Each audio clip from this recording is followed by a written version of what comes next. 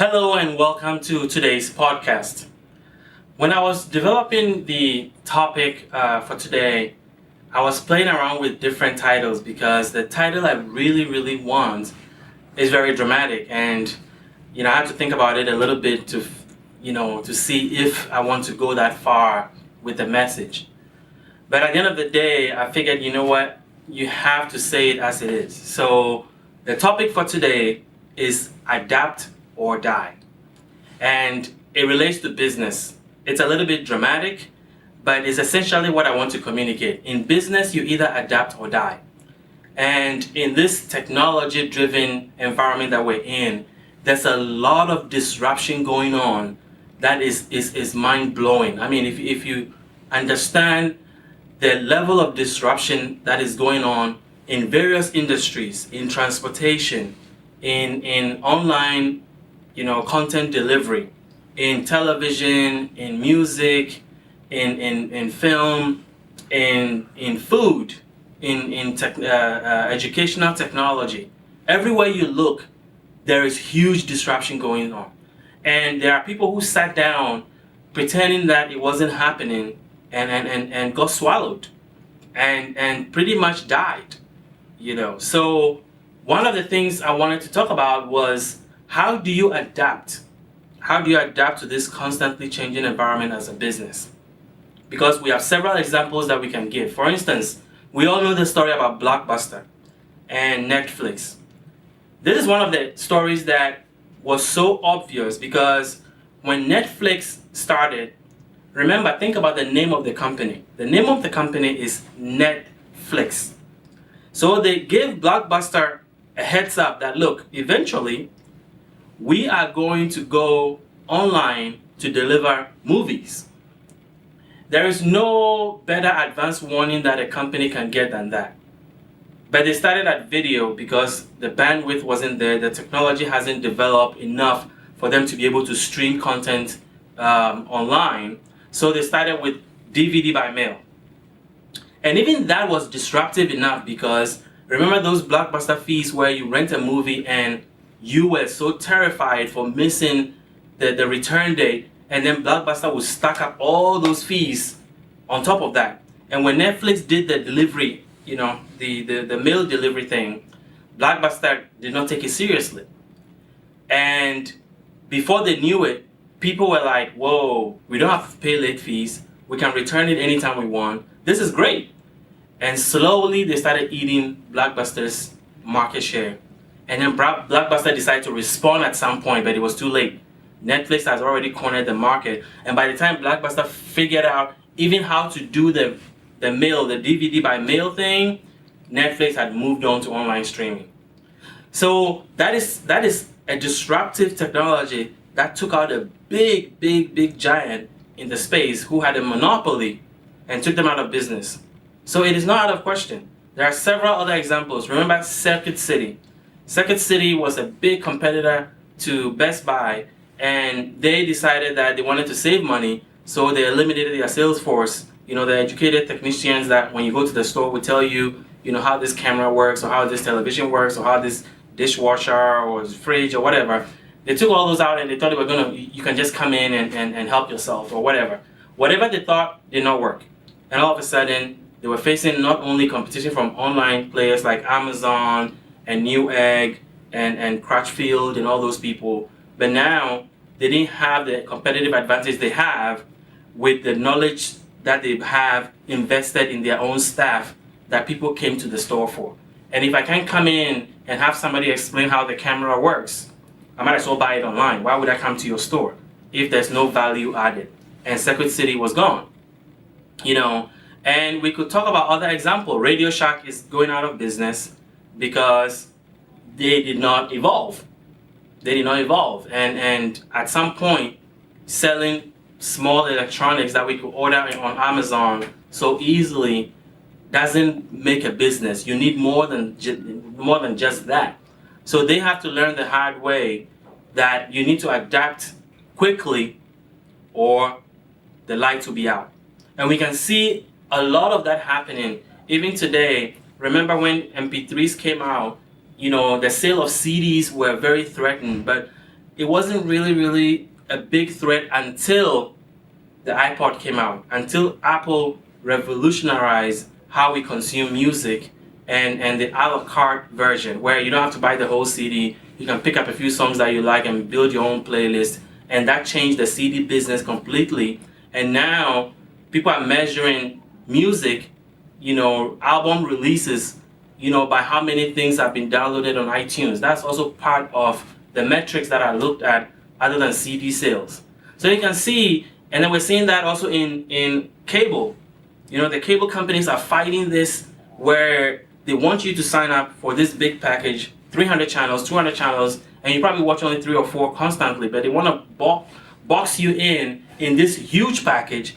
And there's a lot of disruption going on, and the cable companies are trying to find ways to hang on. For instance, if you look at Hulu, some people are able to combine Hulu, are able to combine a lot of the on-demand programs like Apple TV, Roku, and the likes, and all of a sudden you're able to get around having to get a cable subscription. And that's eventually going to come.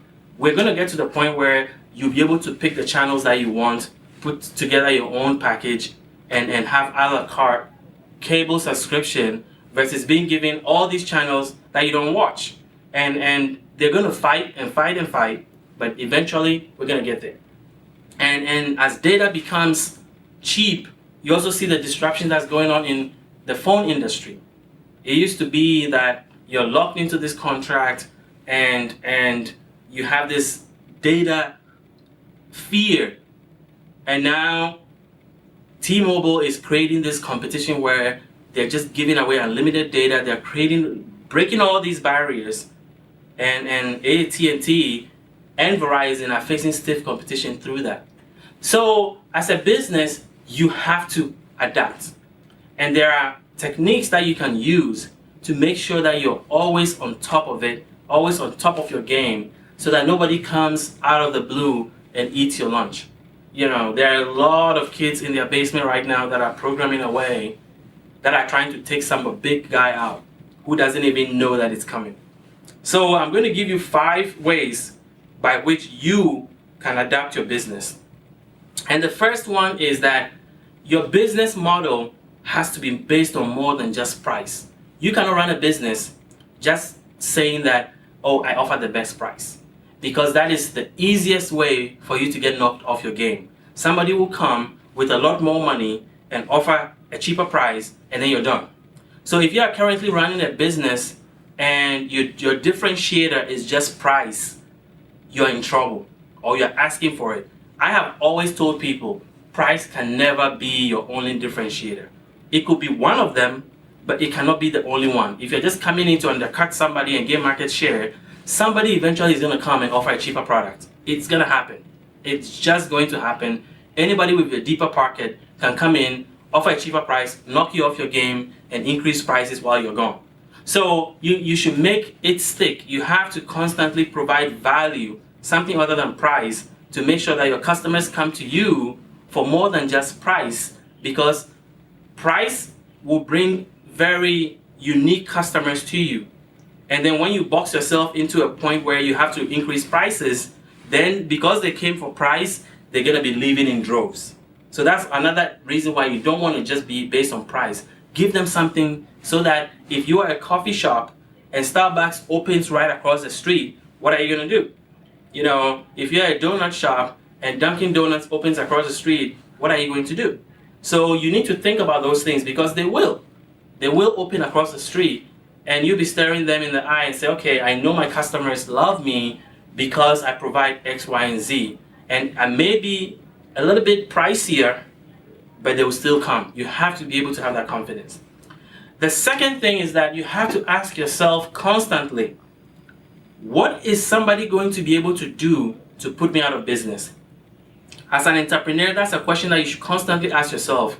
What can somebody do today that could put me out of business? What product can somebody introduce? What feature can somebody introduce? What service can somebody introduce that will put me out of business today? When you find that, if there's something somebody can do, then you need to do something about that. You need to mitigate that risk. And you need to put together a plan to say that if somebody did this, this is what I'm going to do to survive it. And if surviving it is not possible, then you should be working on that thing. Because if that is what somebody can do to put you out of business and you cannot survive it if it happens, then you probably should be creating that product, because then you will then be able to protect yourself. But if you sit down praying that it will not happen, again, you're asking for it, because if you've thought about it, a million other people have thought about the same idea. So do not just sit down when you know that somebody can bring something into the marketplace that will put your company out of business, and all the hard work that you've put into the business will be gone just like that. And you saw it coming. So that's number 2. Number 3, you have to always innovate. And innovation is very, very important, because that is a foolproof way to fend off attacks. And what do I mean by innovation? You always have to improve your service delivery. How are you delivering your service to your customer? Product delivery or product quality. You have to make sure that you're constantly improving, because remember, you are in business to solve a problem. And so you have to make sure that you're constantly improving your solution to the customer's problem. And then you're also constantly testing with the customer to make sure that your solution is meeting their problem in the best way you can. And secondly, that they haven't developed new problems, or that the problem hasn't evolved into something else. So you don't want to miss that. The fact that you started with this problem does not mean that it's going to be the same problem all the time. Your customers will change, their needs will change based on their environment or what is happening in the macro environment. And you need to be attuned with that, so you're constantly serving your customers to make sure that they understand their needs, they understand how it's evolving, and that your product is meeting their needs. And if it's not, then you're finding out why and how you can make it better. So that's the 3rd way by which you can protect yourself. The 4th way by which you can adapt is to make sure that you don't ignore when competitors come into the market. And I've made that mistake a few times, where somebody enters into the market and you're like, oh, they don't know what they're doing. They actually do. Most of the time they do. And even if they don't, assume they do. Because competitors are always good at getting you to be on your best game. And so do not ignore the competition. Do not obsess over them. I mean, obsessing over competitors is very dangerous too. But you want to make sure that you're keeping an eye on them, and you're also evolving and making sure that you're protecting your territory by out-innovating them. And one of the ways by which you can out-innovate your competitors is to work harder than them. You should never be outworked. There are a lot of things about business that you may not be able to control. Somebody may have more money than you, somebody may have more knowledge in technology than you, somebody may have more resources than you, but it should not be said that somebody works harder than you. So you need to be working much harder, creating new products, improving of your products, finding new ways to better serve your customers so they can protect your market share against this new competitor that's going to come in, whose number 1 goal is to steal your customers or steal your market share. So that's number 4. And one of the companies that has really done a good job in innovating is Amazon. I mean, Amazon started as a bookstore. And think about where they are now. It's an afterthought. When you think about Amazon today, you don't think about books. You think about everything else. I mean, some of us are ordering paper towels from Amazon because of Amazon Prime. It's so addictive that, when you think about ordering something and you don't feel like going to the store, you go to Amazon. And now that they have, warehouses that are in major cities, like here in Baltimore, they just set up a new warehouse. So you can order, and in some zip codes, get same-day delivery. So you can sit there, and if you need paper towels, you go to Amazon, order it, and then within a few hours, they deliver it. And then you look at how not only has Amazon evolved, but they've made it such that you have a deeper relationship with them. They're creating deeper value. Amazon has found ways to deepen their relationship with you. So you have Amazon Prime, which then comes with a lot of other things. When you sign up for Amazon Prime, you get content, you get free content, you're able to stream content online through the music and movies and all these things that they have to make the relationship sticky. And then now they just develop this new button that you put on, if you want laundry detergent, you just put it on your laundry machine, and when your laundry detergent runs out, you press the button and Amazon ships you a new one. So they're always trying to make the relationship sticky to make sure that you are always in the Amazon ecosystem. I mean, they have the Kindle, the book reading tablet or whatever you want to call it. And before you know it, you're using so many Amazon services that you're always in their ecosystem. That's how they've made the relationship stickier. They've created a lot of value for customers, and so you're always doing business with them. And then finally, another way to make sure that you protect and adapt, you protect your business and adapt very quickly, is that when you're about to launch your product, you need to ask yourself a certain set of questions. The first one is that before you launch your business, your product or service, ask yourself, once I launch, can somebody replicate this thing very easily? If the answer is yes, then you need to be on notice that you haven't provided enough value. Because if you can spend all this time preparing this business and somebody can just replicate it like that, then you haven't provided enough value to the market, or you are in an industry that has a low barrier to entry. And when you're getting into a low barrier to entry market, there's a whole set of rules that you have to play about. How you get market share very quickly, how you fend off competitors, how you differentiate yourself. All that is going to come to play, because if somebody can just come in and do the same thing very easily, then you are in a very, very competitive space, or potentially competitive space, and you need to think about your product carefully before you launch. Because once you launch, there may not be anybody in that space. But once you launch, people are going to be like, whoa, why didn't I think about that?